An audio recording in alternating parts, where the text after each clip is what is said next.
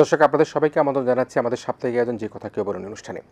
আজ আমরা কথা বলবো সর্বজনীন পেনশন স্কিম নিয়ে, এবং এই বিষয়ে কথা বলবার জন্য আমাদের সাথে অতিথি হিসেবে রয়েছেন সাবেক পরিকল্পনা মন্ত্রী জনাব এম এ মান্নান। আমরা সাবেক পরিকল্পনা মন্ত্রী জনাব এম এ মান্নান এমপি সাহেবের কাছ থেকে আজকে জানবার চেষ্টা করব এই সর্বজনীন পেনশন স্কিমের জন্য জনগণের সচেতনতা এবং কিভাবে আমরা এই পেনশন স্কিমের সুবিধা ভোগ করতে পারি।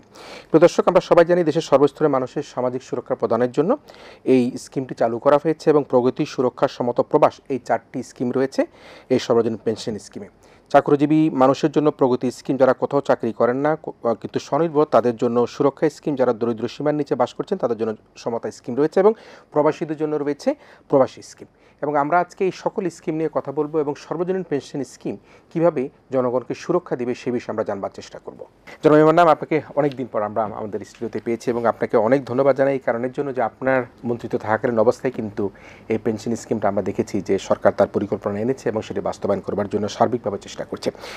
আমাদের দেশের মানুষের গড় আয়ু বাড়ছে এবং বৃদ্ধ জনসংখ্যাও কিন্তু একটা সময়ের মধ্যে বাড়তে থাকবে। সেক্ষেত্রে এই যে সর্বজনীন পেনশন স্কিমটা, আমরা একটা সময় কিন্তু দেখতাম যে সরকারি চাকরি যারা করে বা কর্পোরেশন যারা চাকরি করে তারাই কিন্তু এক ধরনের পেনশনভোগী হতেন, কিন্তু এই সরকারের যে অঙ্গীকার, তার অঙ্গীকারের বাস্তবায়নের ক্ষেত্রে সর্বজনীন পেনশন স্কিমটা চালু করা হয়েছে। এতে আমরা সামাজিক সুরক্ষা খাতে বলছি যে মানুষ যখন তার বয়স বেড়ে যাবে, সে যখন কিছু করবার জন্য তার সক্ষমতা থাকবে না, সে যখন একেবারেই তার রোগের জন্য, চিকিৎসার জন্য অর্থের দরকার হবে, তখন সেই সর্বজনীন পেনশন স্কিমের সুবিধা সে ভোগ করতে পারবেন। আপনি সাবেক পরিকল্পনা মন্ত্রী হিসেবে এই যে সামাজিক সুরক্ষার একটা বড় গুরুত্বপূর্ণ সর্বজনীন পেনশন স্কিমকে আমরা দেখেছি যে কার্যকর করা হয়েছে, আপনি এই স্কিমকে কিভাবে দেখছেন? ধন্যবাদ আপনাকে। এবং প্রথমে বলা উচিত, অত্যন্ত সাহসী একটা পদক্ষেপ এই সরকারের, এবং এটার প্রয়োজন ছিল। সঠিক সময় সঠিক কাজ করেছে বলে মনে করি। যেমন এই সরকার প্রধানমন্ত্রী শেখ হাসিনার নেতৃত্বে প্রথম 96 সালে যখন তিনি প্রধানমন্ত্রী হন, তখন প্রথম একদম ভ্রূণ আকারে এই আইডিয়াটা এসেছিল। 100 টাকা করে নানা ধরনের ভাতা উনি ইন্ট্রোডিউস করেছিলেন, বিধবা ভাতা, বয়স্ক ভাতা ইত্যাদি, মাত্র 100 টাকা দিয়ে। এর আগে বাংলাদেশে কিন্তু এটা কখনো চিন্তা করা হয়নি যে কাজ না করে এমনিতেই পাবে। এটা অন্যান্য দেশে আমরা শুনেছি, কিন্তু এখানে এই ধারণা ছিল না। এরপরে মাঝখানে আবার তিনি ছিলেন না কিছুদিন, 2001-এ অন্য দল ক্ষমতায় এসেছিল, তারা ওর উপরে কোনো কাজই করে নেই। উনি যে শুরু করেছিলেন 100 টাকা ভাতা, ওইটা যেহেতু তারা বাদ দিতে পারে নাই, কিন্তু নতুন করে আর কিছু করেনি। তিনি যখন পুনরায় প্রধানমন্ত্রী হলেন 2008-এ, ওইতে বড় ব্যাংক মেজরিটি, এবং তার নতুন কতগুলো ইশতেহারে প্রতিজ্ঞা ছিল, প্রতিশ্রুতি ছিল। তার মধ্যে অন্যতম ছিল সামাজিক নিরাপত্তা প্রদান করা, আমব্রেলা। ডিটেলটা এই মুহূর্তে আমি বলবো না, সময় লাগবে, এবং আমি কোনো এক্সপার্টও নই। তবে জেনারেলি যেটা, ওই যে 96 যে ভ্রূণাকারে যে আইডিয়াটা ছিল, যে অসহায় মানুষকে কিছুটা সামান্য অবলম্বন দেওয়া, স্বস্তি দেওয়া, এইটাকে এক্সপান্ড করে বড় করে জাতির অন্যান্য মানুষ যারা আছেন এই দেশের নাগরিক সকলের জন্য দ্বার উন্মোচন করা। তবে একটা ফারাক আছে ওইটার সঙ্গে, ওটা ছিল সম্পূর্ণ গিভঅ্যাওয়ে। আমাকে কিছু দিতে হয় না, আমি 100 টাকা পাচ্ছিলাম, এক ধরনের ডোল বলতে পারেন ইংরেজি শব্দ। এটা কিন্তু সেটা নয়। এখানে আপনি কন্ট্রিবিউট করবেন, ইউ আর এ পার্টি।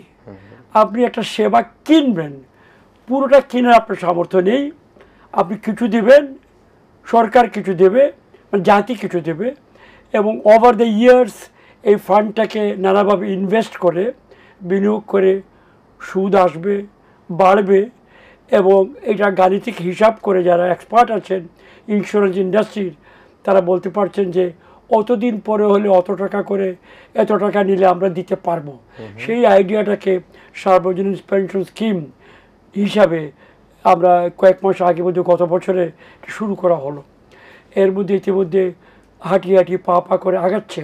আমার উপজেলায় সুনামগঞ্জের হাওড় অঞ্চলে ছিলাম, সেখানেও আমি ইউএন অফিসে দেখলাম এর বোর্ড, কত লোক নিয়েছে এখন পর্যন্ত বা আগ্রহ কী। মোটামুটি প্রথম দিকে একটু, যেহেতু পরিচয় নেই, মানুষ বুঝে না এইটা আবার কীভাবে, সুতরাং একটু মানুষ যাচাই বাছাই করছিল। সেই যাচাই বাছাই প্রক্রিয়াটা পার হয়ে গেছে বলে আমার ধারণা।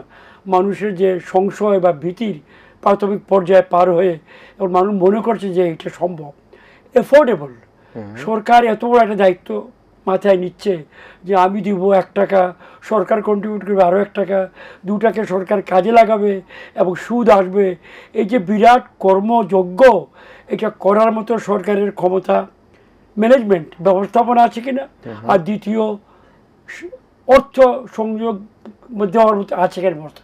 আমার ধরুন দুটোই পারবে সরকার, কারণ ইতিমধ্যে যে বিভিন্ন বাধা দিয়ে একটা সিস্টেম দেশে গড়ে উঠেছে।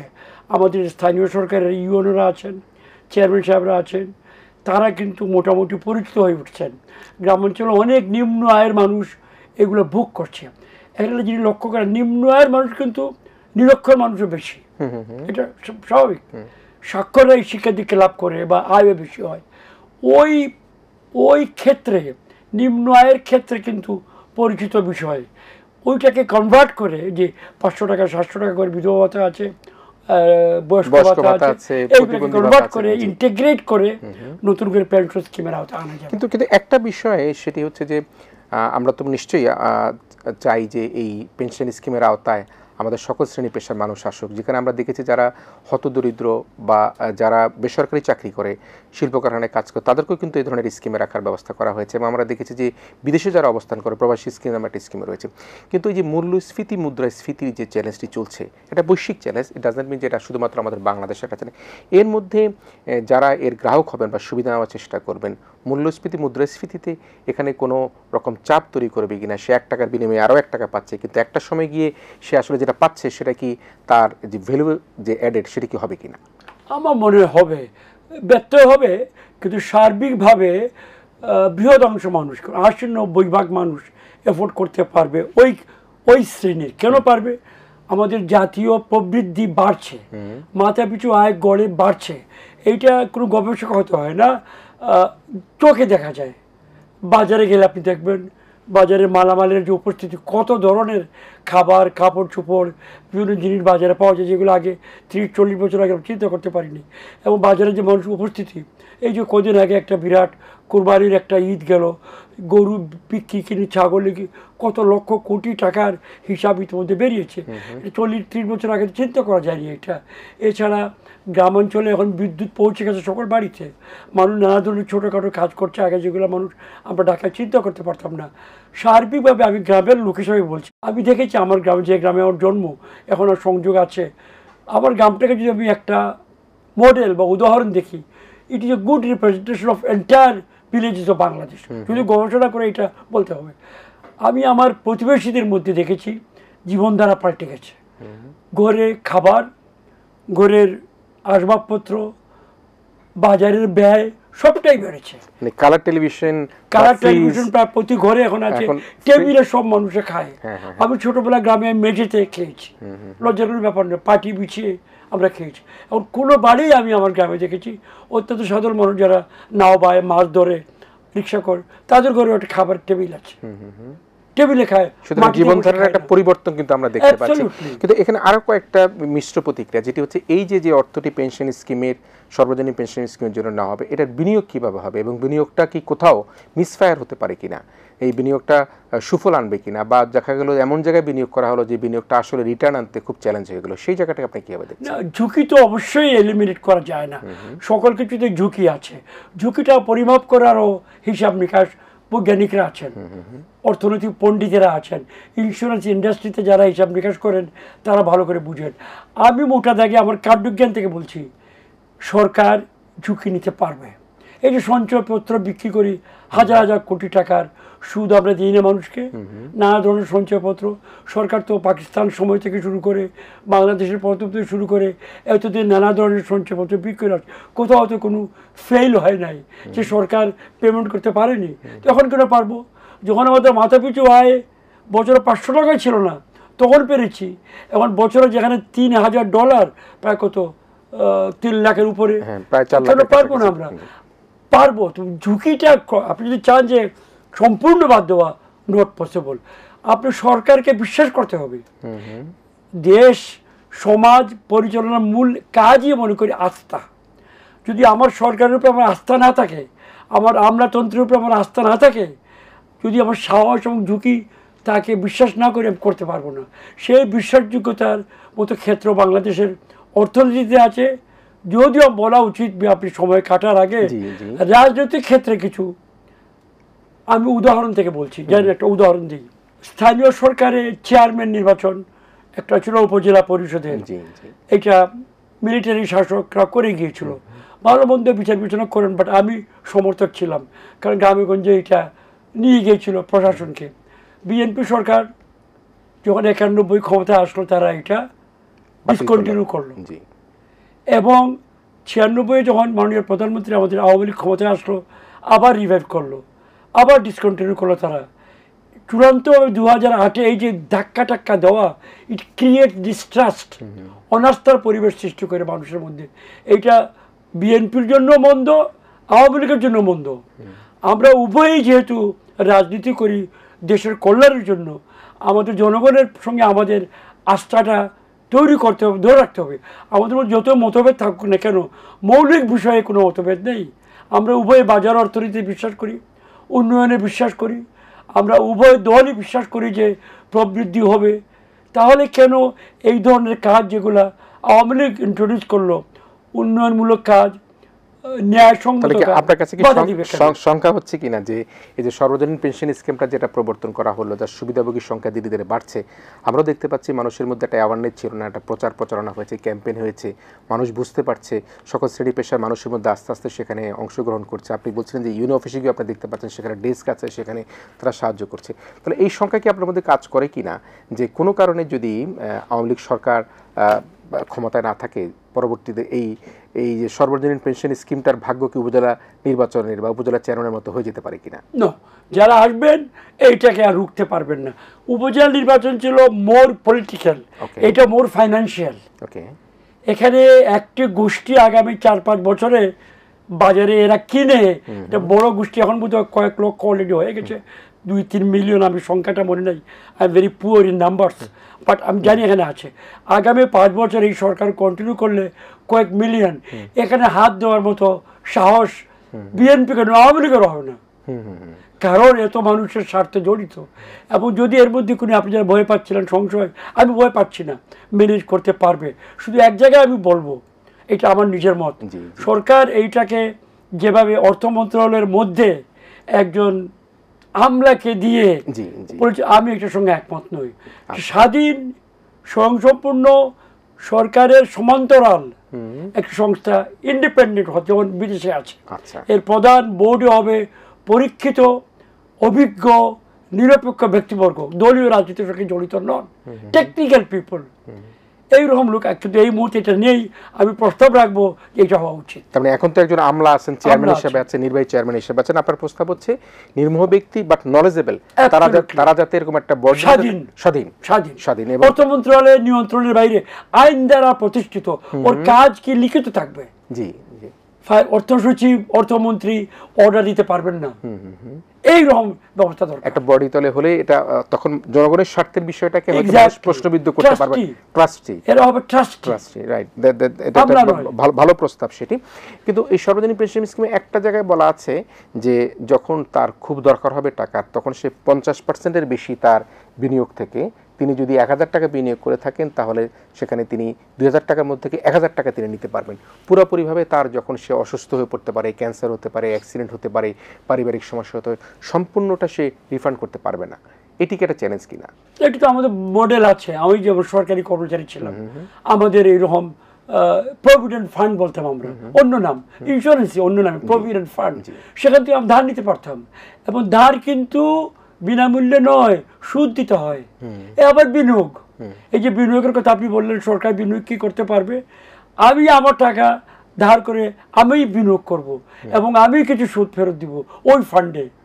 কমপ্লেক্স বাট পসিবল, সম্ভব। এবং আমাদের দেশে নতুন কিছু নয়, আপনার নতুন করে চাকা আবিষ্কার করতে হবে না, হান্ড্রেডস অফ দেশে এটা চালাচ্ছে। তবে যেটা বললাম, it must be very careful এবং সেপারেট করতে হবে এটাকে। এটা যদি সম্পূর্ণ স্বাধীন না হয়, আমলাতান্ত্রিক ইন্টারফারেন্স থেকে দূরে না থাকে, তাহলে কিন্তু এই সমস্যা হতে পারে। ধরুন একটা সরকার একটা ভয়ঙ্কর আর্থিক সংকটে পড়লো কোনো কারণে, হঠাৎ করে ধার করতে পারবে, ধার করে সরকার কিন্তু এখান থেকেও ধার করতে পারে। আর এই ধারটাকে যদি সরকার মনে করে ঘরের টাকা এই ড্রয়ার থেকে ওই ড্রয়ারে ঢুকাবো এবং এটা এক ধরনের কেয়ারলেস, তাই ইট ক্যান বি ডেঞ্জারাস।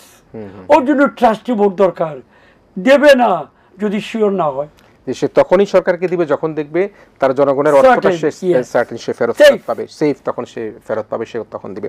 আমরা এখনো বিষয়টা অতটা পপুলারিটি অর্জন করেছে কিনা আমি জানি না, কিন্তু প্রশ্নটা হচ্ছে যে বলা হচ্ছে এটা ডিপিএস এর মতোই আরেকটা স্কিম, তাহলে ডিপিএস আর এর মধ্যে পার্থক্য কি হবে, যেটা আমরা বিভিন্ন সময় করে থাকি? ডিপিএস তো 5 বছরের জন্য 10 বছরের জন্য, এখন বোধহয় অতটা ইউনিভার্সাল নয়, এর নাম কিন্তু সার্বজনীন। ডিপিএস কিন্তু সার্বজনীন নয়, সম্পূর্ণ ভলান্টারি। এইটাকে আমরা চাচ্ছি ভলান্টারি কিন্তু সার্বজনীন, জোর করে কাটতে নেওয়া হবে না, এমনভাবে এটা তৈরি করা হবে যাতে আপনি নিজেই ফিল করবেন যে আমার জবাব ভালো, নিজেই আকৃষ্ট হতে হবে। এক্স্যাক্টলি, আকৃষ্ট হবেন। প্রথম দিকে হাঁটি হাঁটি পা কি জিনিস বুঝি না, এইটা কিন্তু ভীতিটা ভাঙবে। অলরেডি ভীতি ভাঙ্গা শুরু হয়েছে। আমাকে আবার নির্বাহী অফিসার সাহেব বললেন যে প্রথম দিকে মানুষ বুঝতো না জিনিসটা কি, এখন ধীরে ধীরে প্রশ্ন করছে, আসতে চায়। কিন্তু আপনি যে হাওড়ে বড় হয়েছেন, যে গ্রামে আপনি লেখাপড়া করেছেন, সে গ্রামের অনেক উন্নতির কথা আপনি বলছেন, বিদ্যুৎ ঘরে ঘরে পৌঁছে গেছে সেখানে বলছেন, কিন্তু এখনও তো আমাদের একেবারেই অতি দরিদ্র লোক যারা আছেন তাদের পক্ষে কি এই পেনশন স্কিম করার কোনো স্কোপ আছে কিনা? তাদের জন্য কি সরকার কোনো রকমভাবে তারা ফাইন্যান্সিং করে কোনো সুযোগ করে দিতে পারে কিনা? একেবারে আমি অতি দরিদ্র হতদরিদ্রদের কথা বলছি। Very important. আমাদের দরিদ্রের বর্তমানে হার হলো 18 শতক, 100 জনে 18 জন। অতি দরিদ্র 100 জনে 4 থেকে 5 জন হয়। ওই 4 থেকে 5 জন যদি আপনি ধরেন, 4% ধরেন, 18 কোটি 4 18 72 থেকে 80 লাখ লোক আছে ওই পর্যায়ে। এরাও কিন্তু এখন আমাদের 40 বছর আগে যে ছিল যে উপোস থাকতে হতো, হাঙ্গার পভার্টি, এইটা কিন্তু বাংলাদেশে নেই। দিন আনে দিন খায়, কিন্তু প্রতিদিনই আনে প্রতিদিনই খায়। এক্সেপ্ট যারা অলস, কাজ করতে চায় না, গাঁজাখোর, ওদের বাদ দেন, সামান্য কয়েকটা ব্যক্তি। দিন এনে দিন খাওয়া এখন পসিবল, কারণ ঘর থেকে বেরোলেই কাজ কিছু না কিছু পায়। 300 টাকা থেকে শুরু করে সিজনের সময় 700-800 টাকা দৈনিক আর্ন করতে মজুরি পাচ্ছে। সুতরাং এইটা, তবে এইটা স্টেবল হয়নি এখনো, আমি স্বীকার করব।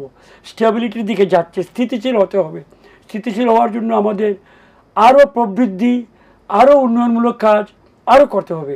লিটারেসির হার আরও বাড়তে হবে। ওই লেভেলের মানুষের মধ্যে আনফর্চুনেটলি দুর্ভাগ্য, সাক্ষরতার হার অত্যন্ত নিম্ন হারের, কারণ বাচ্চাদের কাজে চলে যায়, স্কুলে যায় না। ওদেরকে স্কুলে আনার জন্য সরকার কিছু ওই যে অ্যাট্রাকশন, ওই যে 300 টাকা একটা আছে রেগুলার স্কুলে আসলে উপবৃত্তি বলে, এই সরকারের আরেকটা চমৎকার কাজ করেছে। এরপরেও অনেক মা বাবা সচেতন নয়, বুঝে না। এইগুলোর জন্য দরকার প্রাইভেট ইন্স্যুরেন্স যেমন মার্কেটিং করে, নানা ধরনের ভাবে উৎসাহ দেয়, সরকারি আমলারা কিন্তু ওই ধরনের ওই টেবিলে বসে কাজ আর কি, মানে সেই ঘুরে ফিরে আবারও একটা বডি। এক্স্যাক্টলি। তার মানে ওই যে বলছিলাম, ওই ইন্ডিপেন্ডেন্ট বডি, তার মার্কেটিং এর লোক থাকবে ইন্ডিপেন্ডেন্ট, টেকনিক্যালি ট্রেন্ড, এবং যারা মার্কেটিং এর কাজে ব্যস্ত। আমলা টাওয়েল পিছিয়ে বসে তার দ্বারা ইট উইল বি ডিফিকাল্ট। কিন্তু এখানে একটা জায়গায় শুধুমাত্র দেখা যাচ্ছে সোনালী ব্যাংক বা সরকারি ব্যাংকের মাধ্যমে করার স্কোপটি করা হয়েছে। এটা যদি বেসরকারি ব্যাংকের মাধ্যমে দেওয়া হয় সেক্ষেত্রে কি এটা আরো বাড়বে কিনা? আমি এর পক্ষে, আমি বেসরকারির মাধ্যমে করার পক্ষে। উভয় সোনালী রূপালী জনতা, সরকারি এবং বেসরকারি যারা আছে, তবে সমান লেভেল। বেসরকারি ব্যাংকেও সেম সুযোগ সুবিধা সুরক্ষা দিতে হবে। যদি সরকারি অনেকগুলো খুঁড়িয়ে ব্যাংক চলে, তাকে একটা বাড়তি দিলাম, সে খুঁড়োখুড়ির মধ্যে পড়ে দেখা যায় যে সে পিছিয়ে থাকে, ওই রিস্কে আমি যাবো না। বরঞ্চ আমার ট্রাস্ট আছে বেসরকারি ব্যাংক এটাকে একটা তাদের লাভের দিক হিসাবে নিতে পারে এবং তারা গ্রামাঞ্চলে ছড়িয়ে ছিটিয়ে পড়তে পারে। আমি বেসরকারি ব্যাংকে আনার পক্ষে। জি, এই যে আপনি মন্ত্রী থাকাকালীন অবস্থায়, মন্ত্রী থেকে পরবর্তীতে যাবার পরও মাননীয় সংসদ সদস্য হয়েছেন, আপনি কিন্তু সবসময় আমরা দেখেছি যে দুর্নীতির বিরুদ্ধে একটা সোচ্চার ছিলেন, সেটা ঘরের ভিতরে হোক আর ঘরের বাইরে হোক। আমি রাজনৈতিক দলের কথা বললাম না। তো এই যে সর্বজনীন পেনশন স্কিমটা, এটি কি কোনো কারণে দুর্নীতির কারণে বাধাগ্রস্ত হতে পারে কিনা? প্রাইমা ফেসি নয়, কারণ হিসাবের বইটই আছে, টাকা জমা থাকবে আমাদের নিজেদের কাছে, সরকারের হাতে। সরকার যেহেতু লক্ষ লক্ষ হাজার কোটি টাকার সঞ্চয়পত্রের টাকা ভাঙ্গা খায় নাই, আমি বিশ্বাস করি এখানেও খাবে না। তো এই ফান্ডটা যেহেতু আলাদাভাবে ট্রাস্টিদের হাতে, আমি কোনো ওই ধরনের বই দেখছিলাম। তো দুর্নীতি যেটা হয় সাধারণত আমরা দেখতাম, যেমন আমাদের পেনশনের ব্যাপারে মাঝে মাঝে দেখতাম যারা পেনশন কর্তৃপক্ষ ছিলেন ওই ছাড়িয়ে আনতে গেলে নানা ধরনের কেরানি সুলভ কিছু যন্ত্রণা করে কিছু রেন্ট কামাবার চেষ্টা, এইটা এখান থেকে মুক্ত হওয়া সম্ভব, কারণ যন্ত্রপাতি আছে এখন ভালো, আপনি সব কিছু ক্লিক, আপনার খাতায় লেজারে লিখতে হবে না হাজার হাজার পাতা, এর মধ্যে সারা বাংলাদেশের সব হিসাব এখানে রাখা সম্ভব। সুতরাং ইভেন পাবলিক, আপনি একজন পেনশন হোল্ডার, আপনি ক্লিক করে আপনি দেখতে পাবেন আপনার অ্যাকাউন্টে কত আছে। There is no way it can fail, machine cannot fail, mister Mannan can fail, mister Mannan can steal, machine will not steal, machine চুরি করবে না, মেশিনকে ম্যানিপুলেট করে যদি করো এটা ডাকাতি হবে, সেইটা সরকার থেকে আমরা আশা করি না, পৃথিবীতে কোনো সরকারই এই ধরনের ডাকাতি করবে না। আপনি যেটা বলছিলেন সেটি কিন্তু এখনও আমাদের চ্যালেঞ্জ আছে, বিশেষ করে যখন সরকারি চাকরি শেষে যখন পেনশন পেতে যায় সেখানেও দেখেছি সময় কালক্ষেপণ হয়।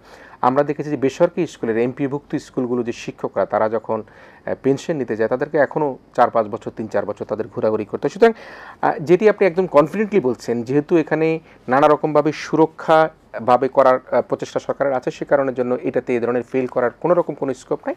আমরা আশাবাদী হতে চাই সাধারণ মানুষ, সকল শ্রেণী পেশার মানুষ এতে অন্তর্ভুক্ত এবং সামাজিক সুরক্ষা খাতে এই সর্বজনীন পেনশন স্কিমে তারা অন্তর্ভুক্ত হয়ে আমাদের নিজেদেরকে সক্ষম করবেন এবং ভবিষ্যতে তার যখন বয়স বাড়বে, যখন সে কাজ করতে পারবে না, তখন তার যাতে একটি সেখানে লাঠ হিসাবে কাজ করে। একেবারে সবশেষে আপনি কি আমাদেরকে বলবেন কিনা যে আমাদের সাধারণ জনগণের জন্য এই সর্বজনীন পেনশন স্কিম সম্পর্কে তাদেরকে আরেকটু বেশি অ্যাওয়ার করার জন্য আপনার কোনো বিশেষ বার্তা আছে কিনা? প্রচার কম হচ্ছে, আমি স্বীকার করব, আমলাতান্ত্রিকভাবে প্রচার হচ্ছে, ওটা যথেষ্ট প্রচার নয়। আর প্রাইভেট সেক্টরকে সুযোগ দিতে হবে। প্রাইভেট সেক্টর ব্যাংকগুলো যারা আগ্রহী, সকল ব্যাংক আগ্রহী নাও হতে পারে, সেই সব ব্যাংককে সুযোগ দিতে হবে এবং এরিয়াজ ভাগ করে দিতে পারি আমি, রংপুর বিভাগ এই ব্যাংক, সিলেট বিভাগ এই ব্যাংক, প্রাইমারিলি যদি তারা চায় অথবা কম্পিট করতে পারে। আসল কথা যারা আমি বলতে চাই এবার ঘুরিয়ে ফিরিয়ে, সরকারের ভিতরেই কিন্তু দূরে উইদিন গ্রেটার সার্কেল, মেট্রো এলাকার ভিতরে কিন্তু এক প্রান্তে, গুলিস্তান নয়, ধানমন্ডি নয়, তার মানে কি সরকারের মেন স্ট্রিমের থেকে দূরে একদম প্রান্তেরও বাইরে রাখতে হবে এটাকে, নাহলে কিন্তু সমূহ বিপদ আছে। যেই মুহূর্তে স্যালারি পার্মানেন্ট গভর্নমেন্ট অফিসিয়াল তার 1000 কাজের মধ্যে এইটাকে অন্যতম কাজ পাবে, আই ডোন্ট এক্সপেক্ট ভালো ফল। সিঙ্গেল পার্সন, সিঙ্গেল দায়িত্ব, সিঙ্গেল সকল কিছু তাকে দিতে হবে, তাহলে এটা সেফ হবে। আমার ধারণা মাননীয় প্রধানমন্ত্রী এ সম্বন্ধে সচেতন, অর্থমন্ত্রী মহোদয় সচেতন, তারা যেদিকে কাজ করছেন। মূল কথা, আমাদের সরকার, আমাদের দেশ, আমাদের কর্তৃপক্ষকে বিশ্বাস করতে হবে যতক্ষণ না পর্যন্ত তারা আমাদেরকে ছুরিকাঘাত করে। মানে আস্থা নিতে হবে এবং জনগণের মধ্যে প্রচার প্রচারণা বাড়াতে হবে। প্রিয় দর্শক, আপনারা এতক্ষণ দেখলেন সর্বজনীন পেনশন স্কিম নিয়ে আমাদের যে কথা কেউ বলেন আজকের আয়োজন। যে আয়োজনের মধ্যে আজকের যিনি অতিথি সাবেক পরিকল্পনা মন্ত্রী জনাব এম এ মান্নান আশাবাদ ব্যক্ত করেছেন এই স্কিমের অন্তর্ভুক্ত হয়ে যারা সাধারণ মানুষ রয়েছেন, সকল শ্রেণী পেশার মানুষ যারা রয়েছেন, তারা বয়োবৃদ্ধকালে অর্থাৎ তার প্রয়োজনের সময় তিনি এই সামাজিক সুরক্ষা যে বলয়টি তৈরি করা হচ্ছে সেই বলয়ের সুবিধা তিনি নিতে পারবেন এবং একই সাথে তিনি এটি বিশ্বাস করতে চান এই সামাজিক সুরক্ষা বলয়ের মধ্যে থেকে সর্বজনীন পেনশন স্কিমটিকে চালু করার মাধ্যমে মানুষের মধ্যে, জনগণের মধ্যে সরকারের প্রতি যে আস্থা বৃদ্ধি, সে আস্থা বৃদ্ধি করে আমরা সকলের ঘরে ঘরে দ্বার প্রান্তে তাদেরকে সুবিধা পৌঁছে দিতে চাই বলে তিনি আশাবাদ ব্যক্ত করেছেন। আমরা ধন্যবাদ জানাচ্ছি আমাদের আজকের অতিথি জনাব এম এ মান্নান আপনাকে। আমরা দারুণভাবে ধন্যবাদ জানাতে চাই আমাদের দর্শকদেরকে যারা এতক্ষণ ধরে আমাদের আলোচনা দেখলেন সর্বজনীন পেনশন স্কিম নিয়ে। আপনারা সবাই আমাদের আগামী অনুষ্ঠান দেখার আমন্ত্রণের মধ্যে দিয়ে আজকের মতো আমাদের যে কথা কেউ বলেন এখানেই শেষ করছি। আপনারা ভালো থাকবেন, সবাই মিলে ভীষণ ভালো থাকবেন।